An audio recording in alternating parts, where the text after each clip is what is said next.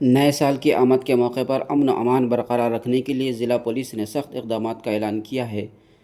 ضلع S P Akhil مہاجن IPS کے مطابق ضلع بھر میں 30 drink and drive check post قائم کی گئی ہیں، جن میں 15 چیک پوسٹ صرف عادل آباد شہر میں قائم کی گئی۔ ایس پی نے واضح کیا کہ نشے کی حالت میں گاڑی چلانے، ڈبل رائڈنگ، غلط سمت ڈرائیونگ، تیز رفتاری اور رش ڈرائیونگ پر گاڑیاں ضبط کر کے قانونی کارروائی کی جائے گی۔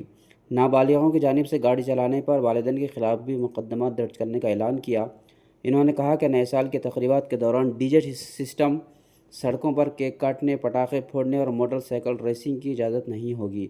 پولیس اجازت کے بغیر کسی بھی جلسے جلوس تقریب پر پابندی رہے گی اور ضلع میں پولیس 30 ایکٹ نافذ العمل ہے۔ ایس پی اکھل مہاجن نے نوجوانوں سے اپیل کی کہ وہ قوانین کی پابندی کرتے ہوئے پرامن انداز میں نیا سال منائیں، جبکہ نشے میں گاڑی چلانے والوں کے خلاف آج شام سے ہی سخت جانچ کا سلسلہ جاری ہے۔